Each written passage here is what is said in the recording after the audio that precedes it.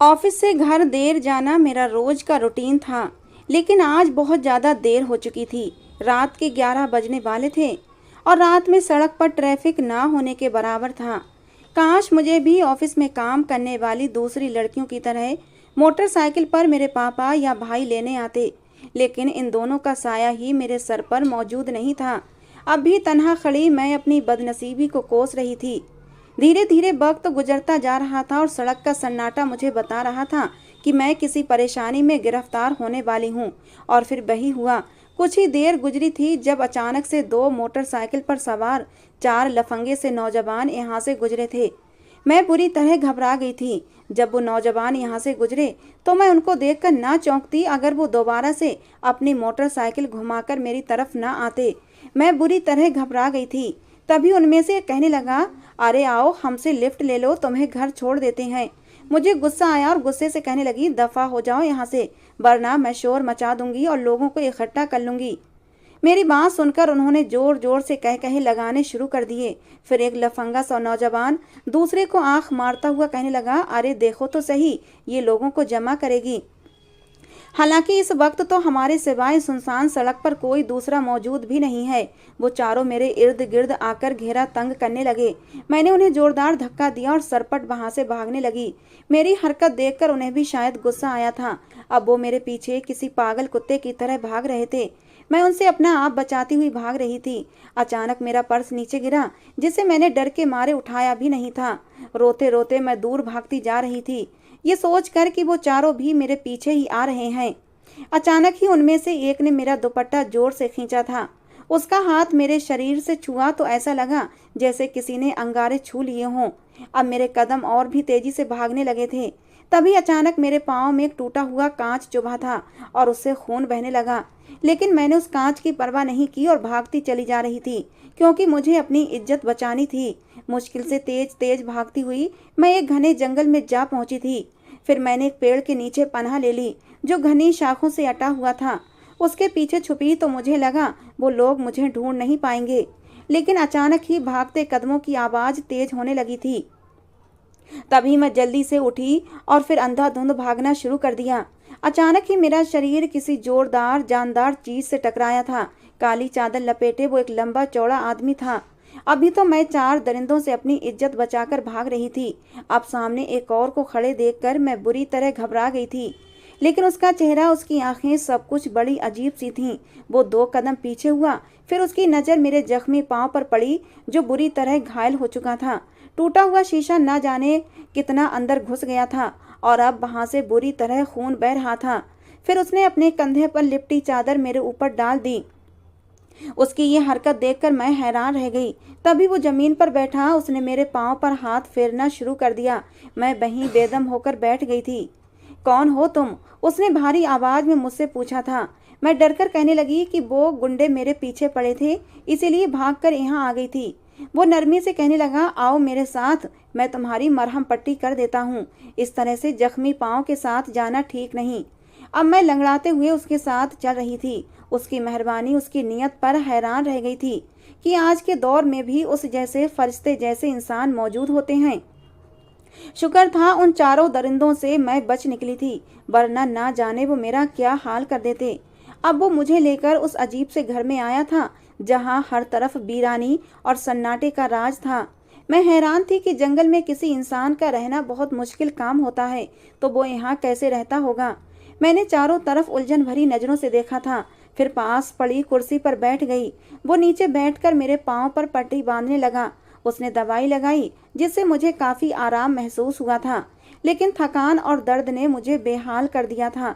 इसलिए जैसे ही कुर्सी से टेक लगाई तो ना जाने कब मेरी आंख लग गई, मुझे पता ही ना चला।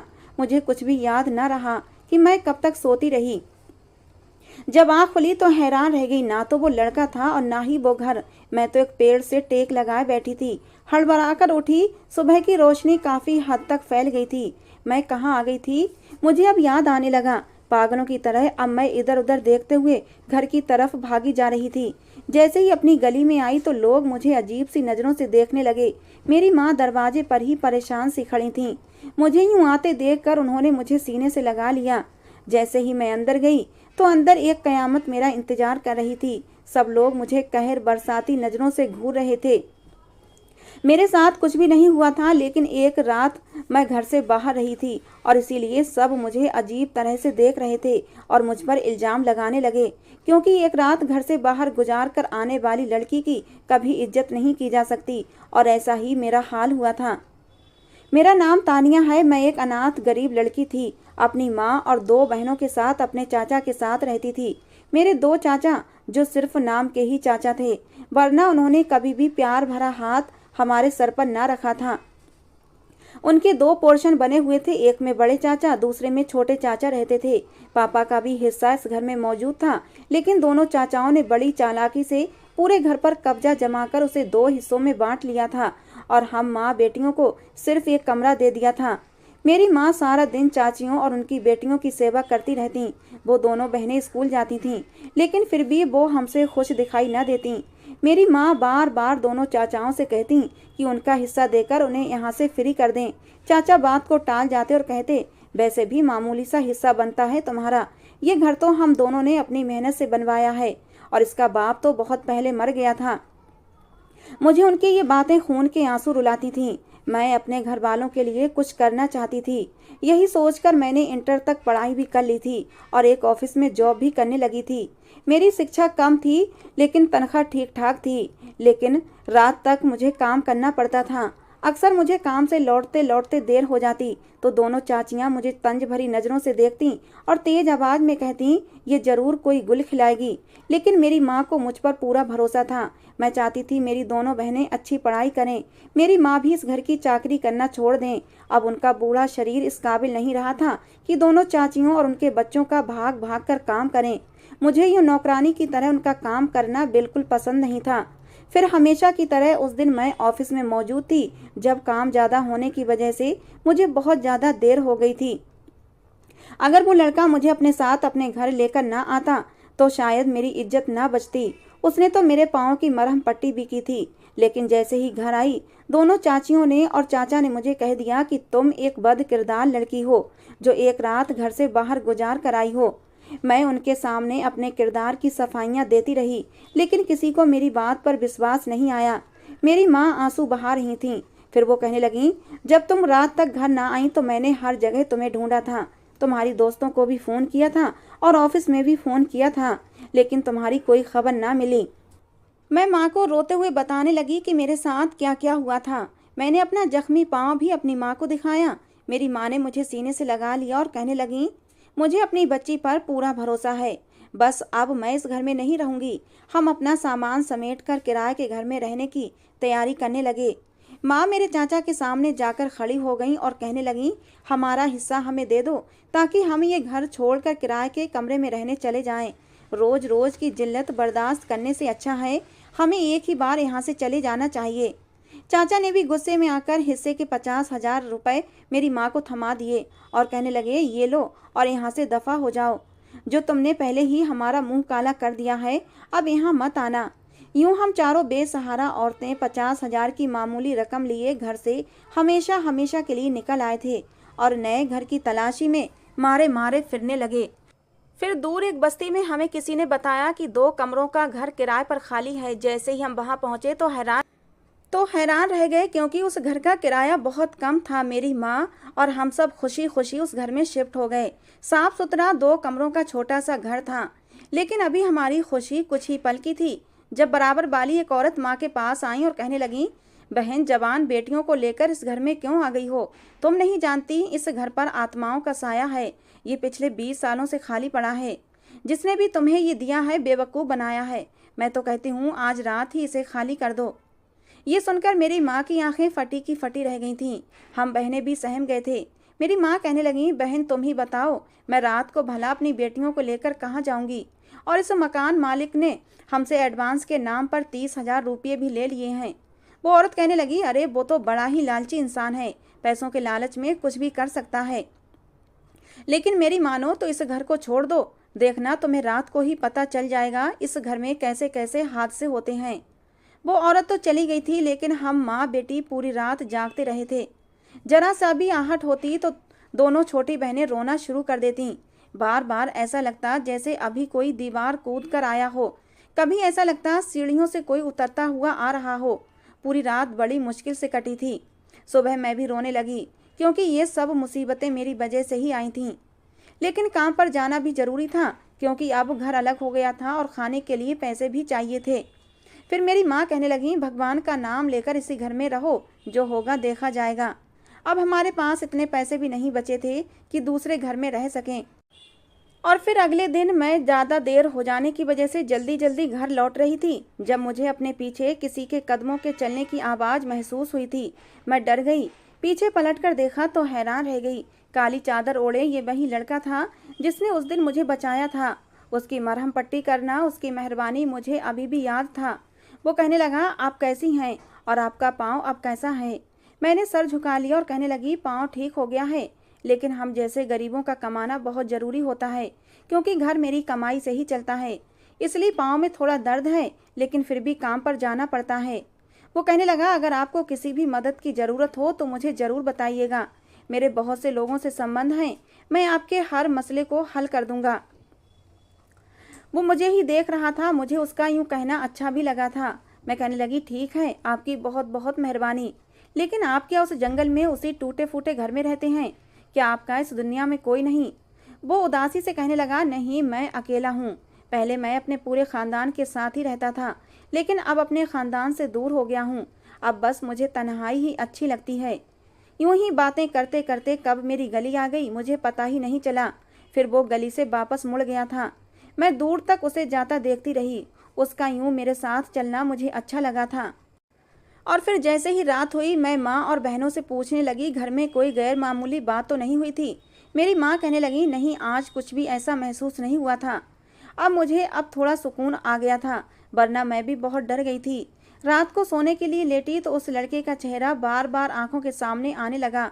वो किस कदर मेहरबान था, शायद मेरे साथ कुछ ज़्यादा ही था। मेरे लब खुद ब खुद मुस्कुराने लगे थे।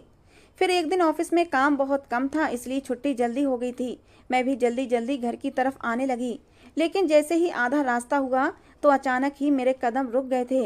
दिल चाहा कि उससे मुलाकात कर लूं, उसके घर जाऊं। मैं देखना चाहती थी वो घर पर कैसे रहता है। यही सोचकर मैं उस घने जंगल की तरफ चली गई। यहाँ से थोड़ी ही दूर पर तो उसका घर था। आज भी मुझे ये रास्ता अच्छी तरह याद था। फिर जैसे ही मैं उसके घर के पास गई तो हैरान रह गई, क्योंकि वो घर तो खाली पड़ा था।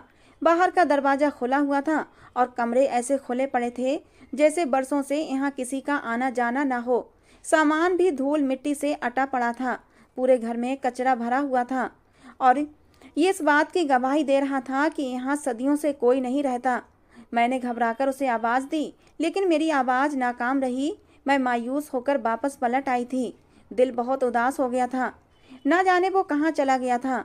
इतने दिन से मेरे सामने भी नहीं आया था। फिर उस रात हम सब सो रहे थे जब अचानक ही सीढ़ियों पर से किसी के भागने की आवाज़ आई थी। मेरी दोनों छोटी बहनें डर से कांपने लगी थीं, पसीने से भीग गई थीं। मेरी माँ भी डर गई थीं, लेकिन मुझे अपनी हिम्मत बनाए रखनी थी। मैं उन दोनों को समझाने लगी कि तुम घबराओ मत, मैं जाकर देखती हूँ कि कौन है। तभी हमारी छत से जोर जोर से धम धम की आवाज़ें आने लगीं। अचानक ही किचन से प्लेट गिरी तो दोनों छोटी बहनें बुरी तरह चीखने लगीं। अब डर के मारे मेरा दिल भी कांपा था। ना जाने बाहर क्या हो रहा था। हम कमरा बंद करे किसी कैदी की तरह बैठे हुए थे। फिर मैंने ही हिम्मत की और दरवाज़ा खोलकर बाहर आ गई और ज़ोर से चीखते हुए कहने लगी, कौन है? कौन है जो हमें परेशान कर रहा है? लेकिन मेरे सवाल के जवाब में एक सन्नाटा छा गया था। ऐसा लगा जैसे यहाँ कुछ हुआ ही ना हो। मैं धीरे धीरे सीढ़ियों की तरफ बढ़ने लगी। अब मैं ऊपर छत की तरफ जा रही थी। तभी छत की छोटी दीवार से किसी को कूदते हुए मैंने देखा था। मेरा दिल धक से रह गया। जरूर वहाँ पर कोई मौजूद था। मैंने जल्दी से गली की तरफ देखा तो एक काली चादर में लिपटा कोई भागता हुआ दिखाई दिया था। वही लंबा चौड़ा काली चादर वाला। मैं दिल पर हाथ रखे भागते हुए उसे देखती रही। यकीन नहीं आ रहा था कि इस घर में वो चोर की हैसियत से आया था, मैं जिस पर जितना भरोसा करती थी। मैं नीचे वापस आ गई और अपनी बहनों को तसल्ली देने लगी कि वहाँ पर कोई भी नहीं था। लेकिन दूसरे दिन मैं काम से वापस आ रही थी जब वो मुझे एक पेड़ के नीचे खड़ा हुआ नजर आया था। फौरन ही मैं उसके पास चली गई और उससे कहने लगी, क्या तुम ही मेरे पीछे पीछे मेरे घर तक आए थे? रात को यकीनन तुम ही थे जो गली से भाग रहे थे। उसने नाम में सिर हिलाया और कहने लगा, नहीं, मैं नहीं था जो तुम समझ रही हो, क्योंकि मैं झूठ नहीं बोलता, इसलिए मैं तुम्हें बता रहा हूँ। मैं तुम्हें सिर्फ गली तक छोड़कर वापस चला गया था। मैं उसकी आंखों में सच्चाई देख रही थी। कुछ देर उससे बातें करके मैं अपने घर चली गई थी। उसने अपनी आदत के अनुसार मुझे गली के कोने पर छोड़ा था और वापस चला गया था। अब तो वो हर दूसरे तीसरे दिन ही मुझे रास्ते में मिलने लगा था। लेकिन रात को वही अजीब अजीब से हादसे होने लगे थे। अजीब अजीब सी आवाज़ें आती। ऐसा लगता कोई बाहर आंगन में चल रहा है, कभी लगता कोई सीढ़ियाँ उतर रहा है, कभी लगता कोई हमारी छत पर है, कभी लगता कोई किचन में खड़ा है। मेरी माँ और बहनें बहुत ज़्यादा डर जाया करती थीं और रात को उठकर बैठ जातीं। छोटी बहन कहने लगी, दीदी वो औरत सही कहती थी, ये घर ठीक नहीं है, हमें कुछ करना होगा। या तो माँ को कहें ये घर छोड़ दें या फिर किसी बाबा को बुलाकर ये घर दिखा दें। वो दोनों बहुत ज़्यादा डरी हुई थीं। मैं उन्हें तसल्ली देने लगी। मैंने तो सोचा ही नहीं था, क्योंकि ना मैं किसी बाबा को जानती थी कि जिसको मैं ये घर दिखा देती। माँ मुझे तसल्ली देती कि कोई बात नहीं, सब कुछ ठीक हो जाएगा। हमारी मजबूरी थी उस घर में रहना। हमारे पास इतने पैसे नहीं थे कि किसी और घर में चले जाते। एक दिन मैं ऐसे ही घर आ रही थी कि वही मेहरबान लड़का मेरे पीछे पीछे चलने लगा। मैंने मुड़कर देखा तो वो मेरे साथ ही चल रहा था। ऐसा लगा जैसे वो मेरी सुरक्षा कर रहा हो। फिर कहने लगा, आज क्या बात है, तुम बहुत परेशान लग रही हो। मैंने कहा, जिस घर में हम रहते हैं उस घर पर किसी आत्मा का साया है। पहले हमें ये बात पता नहीं थी, लेकिन घर ले लिया है और एडवांस भी दे दिया है। तब बाद में पड़ोसन से हमें ये बात पता चली थी। मेरी बात सुनकर उसके चेहरे पर एक गहरी सोच आई थी। फिर कहने लगा, परेशान मत हो, इन चीज़ों का इलाज मैं कर देता हूँ। अगर बुरा न मानो तो मुझे अपने साथ घर ले चलो। मैं तुम्हें एक नज़र देख कर ही बता दूंगा कि इस घर पर किसी आत्मा का साया है या नहीं। मैं खुश हो गई। मैं कहने लगी, क्यों नहीं, तुम आज ही मेरे साथ चलो। वो मेरे साथ मेरे घर आ गया। रास्ते में मैंने उससे पूछा, क्या तुम ये काम भी करते हो? और उस जंगल में तो कोई रहता भी नहीं, तुम्हारे दिन कैसे कटते हैं? वो कहने लगा कि मैं जंगल से जड़ी बूटियां ढूंढता हूँ और फिर उनसे दवाइयाँ तैयार करता हूँ। उन दवाइयों में ख़ास ताकत होती है। जो भी उन्हें इस्तेमाल करता है बहुत फ़ायदा होता है। इसलिए वो दवाइयाँ बना बना कर मैं शहर भेजता हूँ और मेरा अच्छा गुजारा हो जाता है। मैं एक लावारिस लड़का हूँ। मेरे माँ बाप तो पहले ही मर गए थे, इसलिए तन्हाई पसंद हूँ। उसकी कहानी वाकई मुझे अजीब लगी थी। वो मेरे साथ मेरे घर चला आया। मेरी माँ और बहनें उसे देखकर हैरान थीं। फिर मैंने माँ को सारी हकीकत बताई कि किस तरह उस दिन मुझे लड़कों ने तंग किया तो इसी ने मुझे बचाया था और मेरी मरहम पट्टी भी की थी। पूरी रात मैं इसी के ठिकाने पर रुकी थी, तभी तो मेरी इज्जत आज सुरक्षित है। फिर मैं माँ से कहने लगी कि इसे आत्माओं के बारे में ख़ास जानकारी है, ये देख कर ही बता देगा कि इस घर में कोई आत्मा रहती है या नहीं। वो पूरे घर का जायजा ले रहा था, कमरों का, आंगन का, छत का, हर चीज़ को गौर से देख रहा था और ना जाने क्या सोच रहा था। फिर कहने लगा, इस घर में आत्माओं का बसेरा है, लेकिन मुझे नहीं लगता वो तकलीफ पहुंचाने वाली आत्माएं हैं। हाँ, वो तुम्हें अपनी मौजूदगी का एहसास जरूर दिलवाती रहेंगी, लेकिन किसी को नुकसान नहीं पहुंचाएंगी, क्योंकि वो आत्माएं अभी इतनी ताकतवर नहीं हैं। मेरी माँ कहने लगी, ये लड़का तो बहुत ही काम का है, इसे कहो ये हमारे साथ इसी घर में रह ले। माँ की बात सुनकर मैं हैरान हो गई। मैंने कहा, नहीं माँ, लोग बातें बनाएंगे, हम भला कैसे जवान लड़के को अपने घर में रख सकते हैं। मैंने माँ को साफ इनकार कर दिया। थोड़ी देर बाद वो चला गया था। बहनों के चेहरे पर भी थोड़ी परेशानी कम हुई थी, लेकिन रात को जैसे ही आवाज़ों का सिलसिला शुरू हुआ तो मेरी बहनें फिर से डर गईं। मैंने कहा, घबराने की ज़रूरत नहीं है, इन आवाज़ों को आने दो। अगर तुम इन आवाज़ों पर ध्यान नहीं दोगी तो ये खुद ब खुद बंद हो जाएंगी। लेकिन ऐसा लगता जैसे सीढ़ियों से कोई आ रहा है, कभी कोई ऊपर जाता है। छत पर खूब ऊधम मची हुई थी और तो और किचन से बर्तन गिरने और पानी गिरने की आवाज़ें भी आ रही थीं। भले ही आत्माएं हमें नुकसान पहुंचाने वाली नहीं थीं, लेकिन फिर भी डर बहुत ज़्यादा लग रहा था। और अब हमारे पास दूसरा कोई चारा नहीं था कि हम घर खाली कर देते। वैसे भी 1 महीना हो गया था और मेरी तनख्वाह भी मिलने वाली थी। मैंने अब माँ को कहा कि हमारे पास दूसरा चारा नहीं है, हम कब तक ऐसे डर डर कर रहते रहेंगे, हमें कोई दूसरा मकान देख लेना चाहिए। लेकिन मेरी कोशिशों के बावजूद भी कोई दूसरा मकान मिल न सका, क्योंकि उनके किराए इतने ज़्यादा थे कि हम अफोर्ड नहीं कर सकते थे। फिर एक दिन काम से वापस आते हुए मुझे इतनी देर हो गई थी। उस दिन के हादसे के बारे में सोचकर मैं कांपने लगी थी। आज फिर रात के 10 बज रहे थे। मुझे लग रहा था कि मुझे कोई टैक्सी नहीं मिलेगी, इसीलिए मैं पैदल ही तेज तेज कदम उठाती घर की तरफ जाने लगी। तभी रास्ते में मुझे किसी ने आवाज़ देकर रोका था। मैंने पलटकर अपने पीछे देखा तो वही लड़का खड़ा था। मैं हैरान रह गई। उसे क्या पता कि मैं इस वक्त घर जा रही हूँ। अब वो मेरे साथ साथ चल रहा था। उस लड़के का साथ मेरे दिल को सुकून दे रहा था। एक सुरक्षा का एहसास होने लगा था। मैं आराम से उसके साथ चलने लगी और जब मैंने उसे बताया कि हम वो मकान छोड़ रहे हैं क्योंकि उन आत्माओं ने हमें बहुत परेशान कर रखा है, रोजाना रात को ऐसी भयानक आवाज़ें सुनना हमारे बस की बात नहीं है। मेरी बात सुनकर उस लड़के के चेहरे पर अब गुस्सा आने लगा। कहने लगा, मेरे समझाने का उस पर कोई भी असर नहीं हुआ, मुझे कुछ ना कुछ अब करना ही पड़ेगा। मैं कहने लगी, क्या मतलब, तुमने क्या समझाया था? वो कहने लगा, घर मत छोड़ो, वो बहुत अच्छा घर है, उसको वहाँ से जाना चाहिए जो इस घर में रह रहा है। भला इंसानों की दुनिया में आत्माओं का क्या काम? उसने ये बात बड़े ही अजीब अंदाज में कही थी। मैं समझ गई कि वो ठीक कह रहा है। फिर वो कहने लगा, रात के 12 बजे मुझे एक जाप करना पड़ेगा, उसके बाद वो आत्मा तुम्हारा घर खाली करके चली जाएगी। अब मैं हैरत से उसे देख रही थी। मैंने कहा, तुम क्या जाप भी करते हो?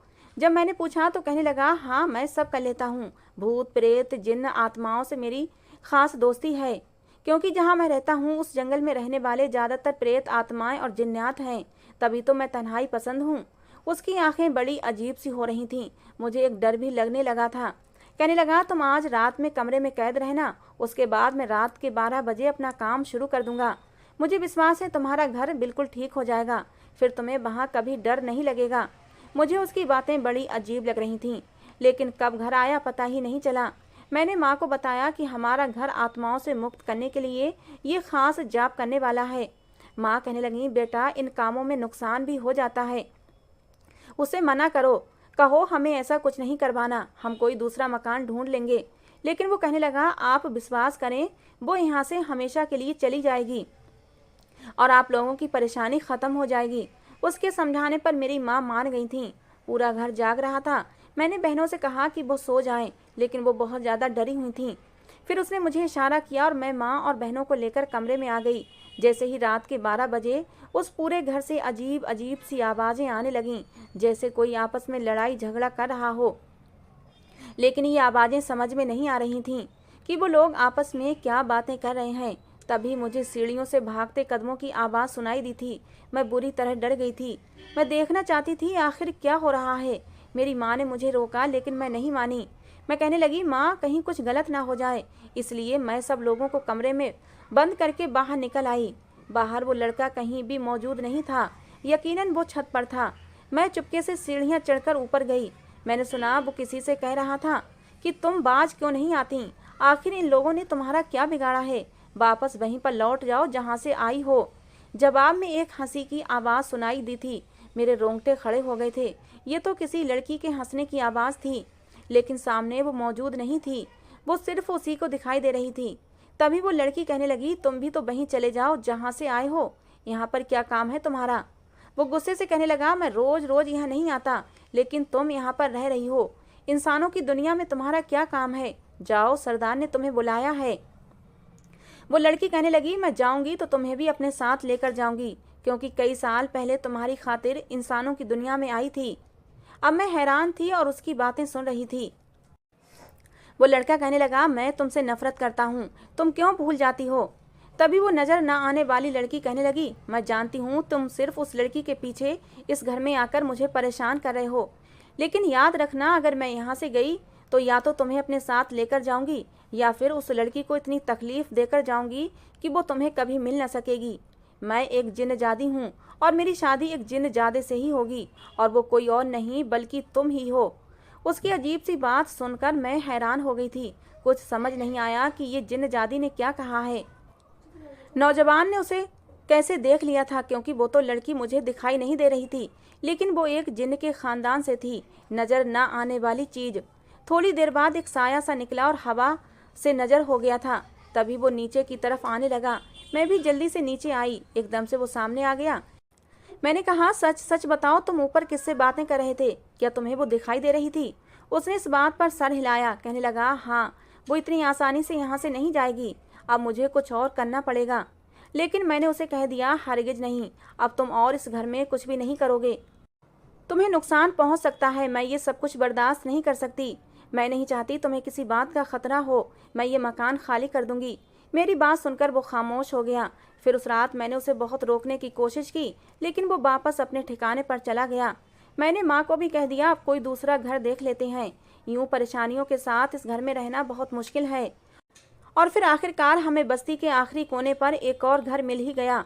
ये सिर्फ एक ही कमरे का छोटा सा मकान था, लेकिन किराया ठीक ठाक था, इसीलिए ले लिया। फिलहाल हमें गुजर ही करना थी।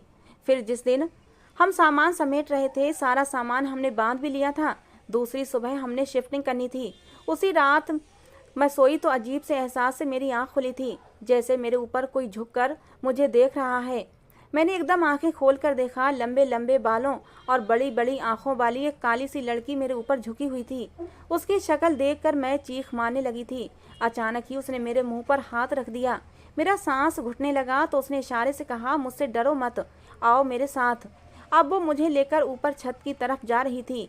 मैं किसी कठपुतली की तरह उसके पीछे पीछे चल रही थी। मैं नहीं जानती थी ये कौन है, लेकिन आवाज़ सुनकर महसूस हुआ कि ये वही है जो उस दिन उस लड़के से बातें कर रही थी। तो क्या ये एक जिन्न है? ये सोचकर ही मेरे रोंगटे खड़े हो गए थे। वो कहने लगी, मैं एक जिन्न जादी हूँ, सालों से इस घर में अकेली रहती आ रही हूँ, लेकिन तुम्हें अब भी कह रही हूँ कि उसका पीछा छोड़ दो और उसे कहो तुम्हारे सामने आना बंद कर दे। अगर तुमने ऐसा नहीं किया तो तुम जहाँ भी जाओगी मैं वहीं पीछे पीछे तुम्हारे साथ आऊँगी। मैंने कहा, तुम किसकी बात कर रही हो? कौन मेरे पीछे आता है? वो कहने लगी, वही जो तुम्हें बेवकूफ़ बनाकर इंसानी रूप में तुम्हारे सामने आता है। मैं हैरान होने लगी। वो कहने लगी, वो एक जिन्न है, मेरी ही तरह जिन्न ज़्यादा। हम दोनों एक ही कबीले के रहने वाले हैं। तुम्हारे सामने आने वाला वो इंसानी रूप का खूबसूरत नौजवान एक जिन्न ज़्यादा है। उसकी बात ने मेरे होश उड़ाए थे। कहने लगी, सालों से हम एक ही कबीले में रहते आ रहे हैं, लेकिन जैसे ही उसके माँ बाप मरे उसने कबीला छोड़ दिया। मैं बचपन से ही उसको चाहती थी, जगह जगह उसे ढूंढती रही और इंसानों की दुनिया में आ गई। यहाँ आकर पता चला कि उसने जंगलों में अपना ठिकाना बना लिया है और तन्हाई पसंद हो गया है। मैं उसके साथ रहना चाहती थी, लेकिन उसने मुझे वहाँ से भगा दिया और कहने लगा कि वापस अपने कबीले में चली जाओ। हालांकि ये बस्ती उस जंगल के करीब थी, तो मैं उसकी खातिर बस्ती के खाली मकान में रहने लगी। जिस घर में आज तुम मौजूद हो, ये मेरा ठिकाना बन गया था। वैसे तो मैं यहाँ किसी को टिकने नहीं देती थी, लेकिन हैरान रह गई जब मैंने एक दिन उसे तुम्हारे साथ आते हुए देखा था। उसने भी मेरी मौजूदगी का एहसास कर लिया था। अब उसके चेहरे पर गुस्सा था। वो रोजाना मेरे पास आकर कहता, ये घर छोड़कर चली जाओ, क्योंकि मैं उस लड़की के खानदान को परेशान करना नहीं चाहता। मैं देख रही हूँ कि उसकी आंखों में तुम्हारे लिए मोहब्बत पैदा हो गई है। मैं हैरान हूँ कि वो तो किसी जिन्न जादी पर निगाह डालना पसंद नहीं करता, लेकिन एक इंसानी लड़की से मोहब्बत कर बैठा है। अब मुझे गुस्सा आने लगा, इसलिए रोजाना तुम्हें सताना शुरू कर दिया। लेकिन उस दिन उसने मुझे सख्ती से कहा कि यहाँ से चली जाओ, लेकिन मैंने उसके सामने शर्त रखी है कि वो मुझसे शादी कर ले, उसके बाद मैं अपने कबीले में वापस चली जाऊंगी। लेकिन उसका कहना है कि वो तुमसे मोहब्बत करता है। देखो लड़की, याद रखो, अगर वो तुम्हारे पीछे आया तो मैं भी उसी घर में तुम्हारे पास रहूंगी और तुम्हें सुकून से रहने नहीं दूंगी। आज उसकी हकीकत तुम पर खुल चुकी है, इसलिए उससे कहो कि वो तुम्हारा पीछा छोड़ दे। ये कहकर वो लड़की वहां से गायब हो गई थी। मैं किसी पत्थर की तरह वहां खड़ी रही। यकीन नहीं आ रहा था वो लड़का एक जिन्न होगा, जिसे मैं मन ही मन पसंद करने लगी थी। उसका साथ चलना, मुझे घर तक हिफाजत से छोड़ना मुझे अच्छा लगने लगा था। अब मैं फूट फूट कर रो रही थी। उसने मुझे कभी महसूस नहीं होने दिया था, लेकिन अब मैंने सोच लिया था कि मुझे कहीं भी नजर आया तो मैं पलट कर रास्ता बदल लूंगी। मैं अब और ज़्यादा खुद को और अपनी बहनों और अपनी माँ को तकलीफ देना नहीं चाहती थी। वो जिन्न जादी मेरा पीछा करते करते दूसरे मकान में भी पहुँच गई। फिर मैं क्या करती? अगले दिन मैं वापस लौट रही थी। वो मेरे पीछे पीछे आ रहा था और आवाज़ें देता रह गया, लेकिन मैंने एक ना सुनी और ना ही पलट कर देखा। तेज कदमों से चलते हुए मैं घर चली आई। अब मैं दिन रात सोचों में घिरी रहती कि मैं भी तो उससे मोहब्बत करने लगी हूँ। उसकी मेरी मरहम पट्टी करना, मेरे साथ साथ चलना, मुझसे बातें करना, मुझे सब याद आता था। मैं उससे मोहब्बत कर बैठी थी और अब मैं रो रही थी, क्योंकि मैं एक इंसान थी और वो एक जिन्न था। हम दोनों आपस में कभी मिल नहीं सकते थे। एक दिन मैं सो रही थी जब मुझे किसी ने धीरे से आवाज़ दी थी। मैंने आंखें खोली तो मैं चौंक पड़ी। वो मेरे सामने ही मौजूद था। उसकी आंखों में गुस्से की तपिश थी। कहने लगा, तुमने मुझे यहाँ आने पर मजबूर किया है, आखिर तुमने मेरी बात क्यों नहीं सुनी? फिर मैंने भी अपने आप को मजबूत किया और कहा, क्योंकि मैं तुम्हारी हकीकत जान चुकी हूँ। तुम एक जिन्न हो और इंसान बनकर मुझे धोखा देते आ रहे हो। तुम्हें यहाँ से चले जाना चाहिए, वरना वो जिन्न जादी यहाँ भी आ जाएगी। उसकी आंखों में गुस्सा आ गया और कहने लगा, आखिर उसने तुम्हें सच्चाई बता ही दी। हाँ, ये सच है कि मैं एक जिन्न जादा हूँ, लेकिन इंसानों से बहुत अलग हूँ। मैं हमेशा तुम्हारी हिफाजत करूँगा, क्योंकि मैं तुमसे मोहब्बत करता हूँ। उसकी आंखों में रोशनी थी। मैं उसे देखकर समझ नहीं पा रही थी कि मैं क्या कहूँ। एक तरफ जिन्न जादी का डर, ऊपर से उस मेहरबान जिन्न जादे की खूबसूरत चमकती आंखों ने मुझे कुछ भी बोलने के काबिल नहीं छोड़ा था। मैंने कहा, लेकिन वो भी तुमसे मोहब्बत करती है। उसके साथ वापस अपनी दुनिया में चले जाओ, यहाँ कुछ भी नहीं रखा। वो कहने लगा, वहाँ मेरे माँ बाप की यादें हैं। उस कबीले में ही मेरे माँ बाप मरे थे। ना जाने उनकी मौत कैसे हुई थी। लेकिन दूसरे जिन जादों का कहना था कि उन्हें किसी ने मारा था। उन कातिलों का मुझे आज तक पता न चला। इसलिए बेबसी की हालत में मैं इंसानों की दुनिया में रहने लगा हूँ। यहाँ पर मुझे सुकून मिलता है। वो अपनी सारी कहानी सुना रहा था और मैं बेबस से इधर उधर देख रही थी। उस जिन जादी ने भी मेरा जीना हराम कर रखा था। आधी रात को वो मेरे सिरहाने आकर खड़ी हो जाती। मैं आंखें खोलकर देखती तो वो अपनी काली शक्ल और बड़ी बड़ी लाल आंखों के साथ मेरे सामने खड़ी होती। मैं डरकर चीख मारकर उठ बैठती। वो मुझे खींचते हुए ऊपर छत पर ले जाती। आज भी उसका खौफनाक चेहरा, आंखों में छिपी नफरत देखकर मैं समझ चुकी थी कि अब वो मुझसे बदला लेगी, क्योंकि उसके मना करने के बावजूद भी उस जिन जादे से मुलाकात कर रही थी। वो गुस्से से कहने लगी, अब मैं इसी घर में अपना ठिकाना बना लूंगी। यहाँ भी तुम लोगों को चैन से जीने नहीं दूंगी। मैंने उसके सामने हाथ जोड़ दिए। मैंने कहा, ऐसा मत करो, हम लावारिस गरीब लोग हैं। मैं जल्दी ही उससे कह दूंगी कि वो तुम्हारे साथ शादी कर ले। वो बेयकीनी से मुझे देखने लगी और कहने लगी, सच? क्या वो मुझसे शादी कर लेगा तुम्हारे कहने पर? मैंने हाँ में सिर हिलाया था। मैंने कहा, हाँ, मैं उसे मजबूर करूंगी। देखना, वो तुम्हारे साथ तुम्हारे कबीले में वापस जरूर जाएगा। मेरी बात सुनकर वो खुश हो गई। कहने लगी, मैं तुम्हारी दोस्त बन जाऊंगी। अब तुम्हें परेशान भी नहीं करूंगी। बस तुम किसी तरह उससे कहो कि मुझसे शादी कर ले।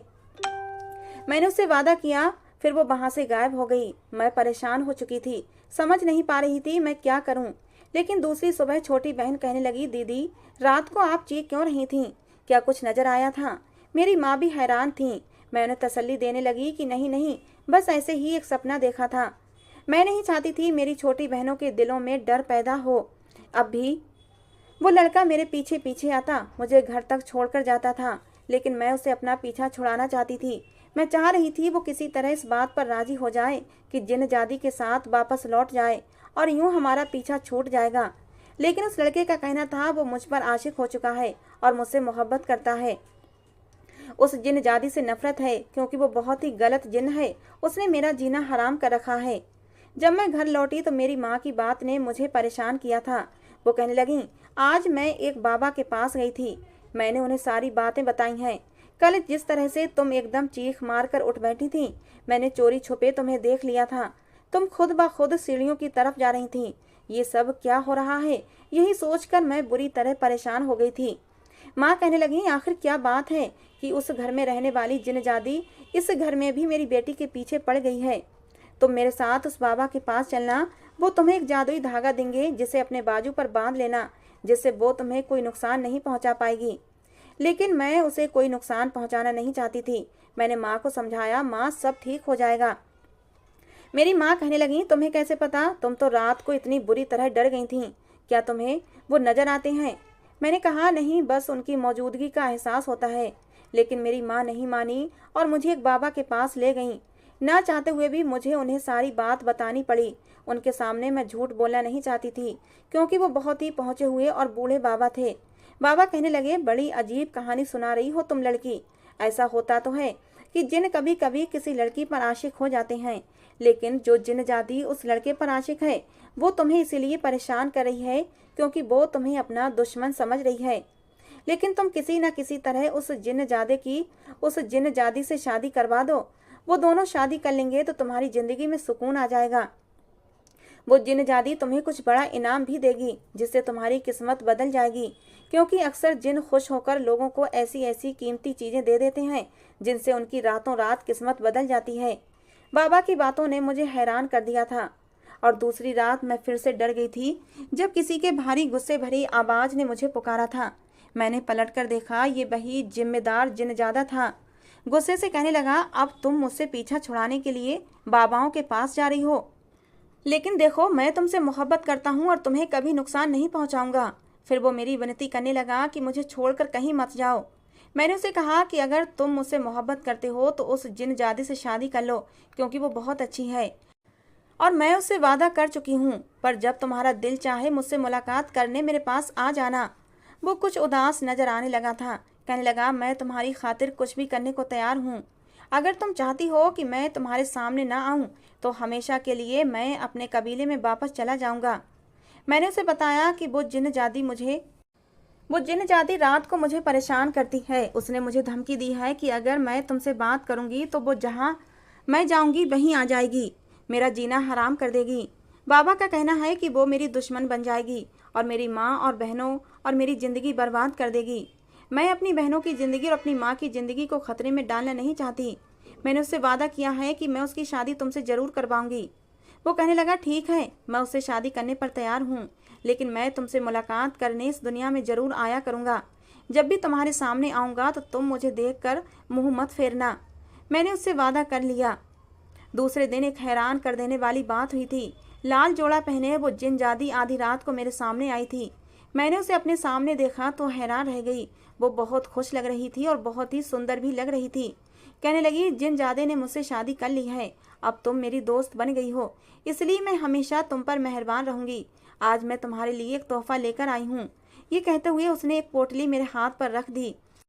उसका कहना था, ये हमारे कबीले के जेवरात हैं जो तुम्हारे काम आएंगे। ये तुम्हारी किस्मत बदल देंगे, तुम्हारे हालात अच्छे हो जाएंगे। मैंने उसका धन्यवाद किया और पोटली थाम ली। वो खुशी खुशी मेरे सामने से गायब हो गई। दूसरे दिन जैसे ही मैंने वो पोटली खोल कर देखा तो हैरान रह गई। उसने अपना वादा सच कर दिखाया था। वो पोटली जेवरातों से भरी हुई थी, खूबसूरत कीमती जेवरात। हमारी किस्मत बदल गई थी। मेरी माँ ने और मैंने मिलकर एक कारोबार शुरू कर दिया और रातों रात मेरी किस्मत चमक गई थी। मेरी बहनें अब अच्छे स्कूलों में पढ़ रही हैं। हमने अपने लिए एक बड़ा सा मकान भी खरीद लिया है। हमारे चाचाओं ने जो कुछ हमारे साथ किया, एक ना एक दिन उन्हें उनकी सजा मिल जानी थी, क्योंकि कहते हैं अनाथ का हक कहना अपने लिए अजाब का गड्ढा खोदने के बराबर होता है। मैंने सब कुछ ऊपर वाले पर छोड़ दिया था। अब भी जरा सी आहट महसूस होती है तो मैं फौरन समझ जाती हूँ कि वो जिन मुझसे मिलने आया है, क्योंकि उसका कहना था वो जिंदगी में मुझसे मिलने आता रहेगा और मैं भी उससे मिलकर खुशी महसूस करती हूँ। दोस्तों, आज की हमारी ये कहानी कैसी लगी जरूर बताना। पसंद आई हो तो प्लीज़ लाइक करना। रोज़ एक नई कहानी सुनने के लिए हमारे चैनल को भी सब्सक्राइब करना। कहानी को पूरा अंत तक सुनने के लिए आप लोगों का बहुत बहुत धन्यवाद। दोस्तों, मिलते हैं अगली किसी नई कहानी के साथ।